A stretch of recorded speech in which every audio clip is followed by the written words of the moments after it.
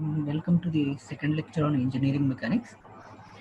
So last lecture we seen introduction, in that we seen classification. Today we'll go with the second lecture. Here we will see the basic terminologies, the fundamental laws of mechanics. So this is your Sheikh 9. So first we will go with the contents.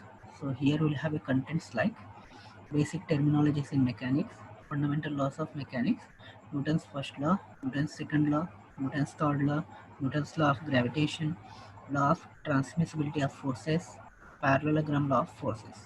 So these are the contents present in this lecture. We will go with the one by one. Here we will go with the basic terminology in mechanics.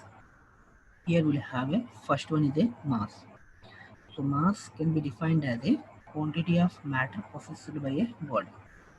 So its value will not change whether it is placed in the earth, moon or Mars. So its value will be same. Then coming to the second thing, that is a time. Time is a measure of successive events. Time we can say, so consider if you have a position 1 and you will have a position 2. Here a man is standing in the position 1 and he is going to travel from position 1 to position 2. So he will take, we will measure from position 1 to position 2. That measurement we will call it as a time. So it's not the distance. It will consume something between these successive events. That thing we are considering as a time. So time will be taken as a with respect to the rotation of the earth with its own axis. So coming to the space, space can be defined as a region where the study of the body is taking place. So we will study this region or some geometry where we want to really want to focus. So this will be defined with the predefined point. So that is about the space. Then coming to the distance. So distance can be measured between 2 points. So the distance is a numerical description how far apart the objects are. So if you have two objects are there, so these two objects are how far from the each other. That thing we call it as a distance. Then coming to the displacement, so displacement is totally different from the distance. So displacement is a vector that is the shortest distance from the initial to the final position of the body. Here we'll have a best example how we'll differentiate between distance and displacement. Here you can see a figure where we'll have a initial position is A, final position is B. Here suppose a man is there who is trying to travel from the position A to position B. Another man is there, he is somewhat lazy. So he is going to again travel from position A to position B. But the man at the first case, he is choosing a path which is given as a red color. And another man is there, he is somewhat lazy, he is going to travel from the another path that is shown in the black color. So when you see the time taken for the first man and second man will be different. The first one will take lot of time to travel from position A to position B, but the second man will take lesser time to reach the position B. So the lesser time, the shortest distance, we call it as a displacement. The longest distance, the longer time he will take the completion of that path, it is called the distance. So we can the distance can be like this also. Not only the red color path, it can be uh, anything else. So it can be like this also. Okay. So whatever it may be the path, it need to reach from the initial position to final position. That path we call it as a distance. But the shortest distance we call it as displacement. So another thing, we have a particle. A particle can be particle can be defined as it will have a mass, a body which is having a mass, but its dimension can be neglected. That thing we call it as a particle. So best example is when we compare the Earth with respect to its orbital motion. So when you compare the dimension of the its orbit with its own dimension, the dimension of the Earth can be taken as a very small and it is neglected. The Earth is considered as a particle in the orbital motion. So that is the thing how we'll explain our particle. Okay, now we'll see length. Length is a measured along the longest dimension of an object. If we see, so if we have a rectangle is there which is drawn in the horizontal direction. Suppose I will have a dimension in the vertical direction and a dimension in the horizontal direction. Okay, so we'll have another rectangle which is drawn in the vertical direction. Again I will have a dimension in the horizontal direction and again I will have a dimension in the vertical direction. So here length is given as a longest dimension of an object. Here we have two objects. This is a first case. So this is a second case. If you say the longest dimension in the first case in the horizontal direction, that we call it as a length. But in the second case, the largest dimension in the vertical direction, that we call it as a dimension. So the length is the longest dimension of an object. Then coming to the velocity. Velocity is a rate of change of its position with respect to frame of reference, and it is a function of a time. So velocity of an object is calculated with the help of rate of change of its position with respect to time. With respect to frame of reference, I will call it as a time. So that is nothing but our velocity. Then coming to the acceleration. Acceleration is simply it is a rate of change of velocity. Acceleration is given as a small a, which is equal to dv by dt, where v is a velocity, t is a time. Acceleration is a that thing. Then we'll have momentum. So momentum is defined as a quantity of motion of a moving body. See, quantity of it is a quantity of motion of a moving body measures as a product of its mass and velocity. So simply momentum is a given a formula, that is mass into velocity. Okay. Then coming to the rigid body. So rigid body is also a solid body in which the deformation is neglected. Deformation actually neglected, or it is considered as a zero. So that is a rigid body. Where we will consider a negligible deformation, that type of body we call it as a rigid bodies. Then coming to the continuum. So continuum is a, so we'll assume in continuum thesis we'll assume the bodies are systems to be continuous form of matter. If there are, even though there are spaces or gaps in the atoms of molecules between in the atom, but are considering the gaps are negligible. So that type of assumption we call it as a continuum. Then coming to the force. So force is a very important thing in the engineering mechanics. So force we will once again we will see in the detail in the upcoming lectures, but we will see a somewhat brief here. So force will be nothing but a push or pull. The action which is occurring while pushing and pulling, that is also called a force. The ability to do work. Okay, so some man trying to push another man, trying to grab the another man. So that is also okay. Ability to do work. It is also interaction which when opposite changes motion of an object. So when trolley is moving with a velocity, so some man is trying to stop the trolley. So that is also a force. So trolley is in stationary condition. He trying to push the trolley in a particular direction. So that is also called as a force. So these are the best examples of the force. Okay, then coming to the fundamental laws of mechanics. So we'll have a 6 fundamental laws of mechanics. First one is a Newton's first law of second one Newton's second law, third one will have a Newton's third law, then fourth one will have a Newton's law of gravitation, and the fifth one will have a law of transmissibility of forces, and the sixth one will have a parallelogram law of forces. So these are the six laws we will study in detail in, in upcoming slide.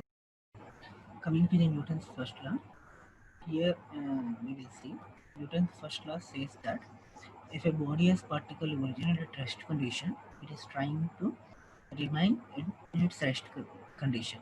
If a particular body is moving in a straight line with a constant velocity, it is trying to remain its that position only. So until and unless a unbalanced force is acting on it. Okay. So this Newton's first law will be mostly used in the when solving a problem by using equilibrium of forces. So here we'll have a best example. Here we'll have a ball which is in a stationary condition. So this ball will be remain in stationary condition until and unless the man will trying to push that ball.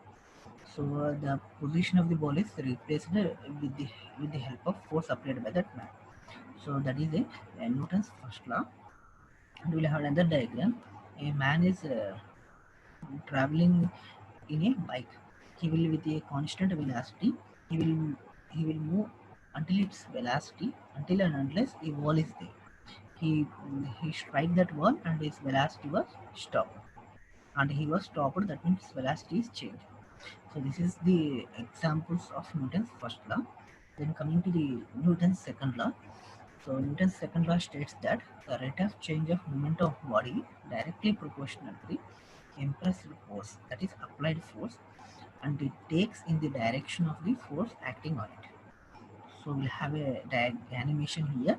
So if you see, we'll have a balls are there which are hanging.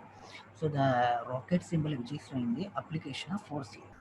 So if you see, the force is striking the ball, that is the force is applied at the ball. So the balls are moving in the direction of force applied. So the movement of the balls is happening. That means that a change of movement of the body balls are happening with respect to the force applied. So the balls are moving when the force in the direction of force applied. So this is the Newton's second law. So once again, the Newton's second law states that rate of change of movement is directly proportional to the force applied. So we'll have a simple expression. So the force is proportional to the rate of change of momentum, and the rate of the momentum also we know. Momentum is nothing but mass into velocity. Here, mass is a will not change. So mass is a constant value. We will say the velocity may be changed. So in the rate of change of momentum, so we will replace rate of change of velocity into mass. So that can be force is proportional to mass into rate of change of velocity. Because mass is not changing, so the velocity is changing. Then this can be written as force is proportional to mass into acceleration. We know rate of change of velocity is nothing but acceleration. So that can be written as force is proportional to m into a. A stands for acceleration, m stands for mass. So this is the expression for Newton's second law. Force is proportional to ma. Okay. So we have a simple problem on the Newton's second law. If a baseball is thrown at a 150 meter per second square and its mass is 0.5 kg, what force is necessary to change its direction? So already known force is proportional to ma, so we can write F equal to m. So mass is given 0.5 kg, acceleration is given 150 meter per second. So while substituting, we will get the F equal to 75 Newton. So we'll go with the units later. So here, this much of force is required to change its direction. Okay, so this is a simple problem in the Newton's second law. Then coming to the Newton's third law, it states that every action there is an equal and opposite reaction. Okay, so we'll go with the simple example here. Animation. A human is trying to fire a rocket. So the rocket will move in the right direction, but instead of that one, the rocket is moving in the right direction, and the casing which is moving in the backward direction. That is left direction. You can see that. So this is the example how we'll see Newton's thought law. Every action there is a equal and opposite reaction. For rocket is a action, the casing which is moving opposite direction, that is a reaction. Then we'll have another example. So when you push the wall with a finger, that is the force is applied by the finger, it is called the action. The force which is applied on a finger by the wall, we call it as a reaction. So this is the best examples we can say Newton's. With the example we can understand this. Now we'll see some examples of Newton's third law. Here we have one of the best example where we have a roller or ball which is a placed on the ground. So this roller or ball is exerting a action which is we call it as a force equal to weight. So the ground itself is acting a reverse force which is called the R. R is the reaction, F is the action. Here the R equal to F. So whenever the weight or the force is acting by the roller onto the ground, the same equal and opposite force is acted by the ground. Okay. Then coming to the another example, here we'll have a slider is there where we'll have a two points where at the top we'll have one point, at the bottom we'll have another point where it is a contact with the ground and the wall. So at the wall, so it is exerting, the slider exerting a force which is called the F1. In the reverse direction, the wall is exerting a reaction force, that is we call it as a R1. Here the forces are equal. Okay, according to third law, Newton's third law, even whenever we apply action, there is a equal and opposite reaction will be there.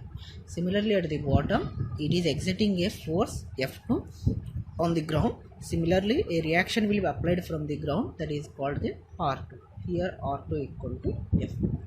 So these are the two best examples to understand the Newton's third law. Then coming to the Newton's law of gravitation. Newton's law of gravitation says that whenever we'll have two particles, suppose if we say here we'll have a m1 and m2 particles are there. So m1 is attracting m2 with a force is called the F. Similarly, m2 is attracting m1 with a force is called the F. So these attraction forces is given by the equation F equal to G small m1 m2 by r square. So r is the distance between these two particles or the bodies. So we can see what is the G m1 m2 and r square. Yes. So where r is the central distance between the two particles, where capital F is the mutual force of attraction between the two particles, where G we call it as a universal constant of gravitation. m1 m2 are the masses of the two particles. Then by experiment, G can be calculated as 6.673 into 10 power minus 11 meter cube by kg second square. So this is about the Newton's law of gravitation.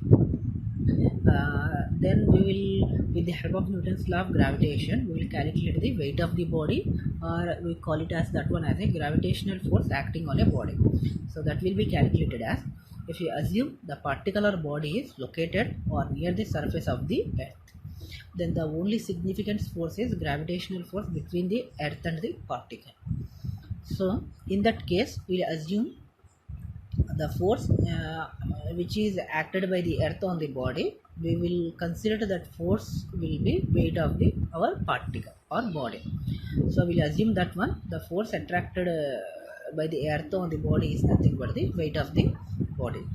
So the particle mass can be given as a m1 equal to small m1 equal to m, and assuming earth to be non-rotating SPM. So at the particular instant we are calculating, so we are assuming at the particular instant the earth is not rotating. In that case, we are assuming m2 equal to capital ME, because if you consider that things, the inertia, other things will be come into consideration. So r is the distance between earth center and the particle. Then we know the formula from the Newton's Newton's law of gravitation, attraction force is F equal to capital G m1 m2 by r square. So we'll substituting m1 m2 values at here, that is a F equal to G m capital M E by r square. After that we'll assume capital G M E capital M E by r square is a acceleration due to gravity. So we'll substitute that value in this equation.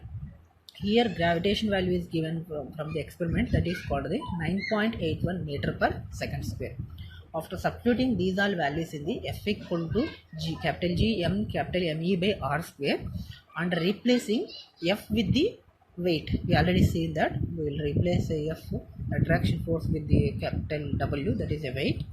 Then final equation will become W equal to mg. So W is the weight of the body or the particle. So this is how we will calculate the weight of body or the particle. Now we'll see law of transmissibility of forces. Law of transmissibility of forces states that if we consider the object is there, okay, this is the object is there, here a force is acting which is called the F here, which is acting at a point A. So this force can be replaced with the same magnitude, with the same direction, but somewhere else on the object. Okay, so this force can be replaced at here B, okay, with the same magnitude, same direction, but it need to be located in the same same line of action. So that is the law of transmissibility of forces. Okay, here the force is same, here will have a same magnitude, same direction, same line of action. So here it changes only its position, it is changing from point A to point B. We'll see another figures of law of transmissibility of forces. Here we'll have a simple figures. If we see, this is an object where a force is acting at a point A. The force, this object can be replaced, or it can be similar to second object, as here at point B we are applying two forces here. So we are applying two forces but in the opposite direction with the same magnitude. So these two forces are lying on the same line of action of the force which is at the point A. So in the third case, what happened here, we will see at point B, at the left side we will have a F here, at point A we will have at the right side force is F. So these two are equal and opposite direction, so we will cancel these two forces and remaining force we will have, that is a F here at the point B. So that will be represented in the right direction, which is shown at here. So we taken the first figure, the force is acting at a point A, that will be replaced the same force at point B. Here the line of action is same but the position of the force is changing. So we have a, so this is how we describe law of transmissibility of forces. Then we'll coming to the parallelogram law of forces. Parallelogram law of forces states that if we'll have a forces, two forces are there, those forces are acting at a point. Suppose we say these two forces are acting at a point A, so these forces can be replaced at the adjacent side of the parallelogram. Here we'll have a parallelogram, here the force F2 which is given as a 3 units and F1 which is given as a 4 units. So these forces can be replaced at here with the edges here. Okay, so this is the 3 units force, this is the 4 units force. So these are the adjacent of parallelogram law. Their resultant can be represented at the diagonal of the parallelogram law. Okay, so this is the law of parallelogram law or parallelogram law of forces. So now we'll come to the end of the lecture. So this is your Sheikh Naim signing off.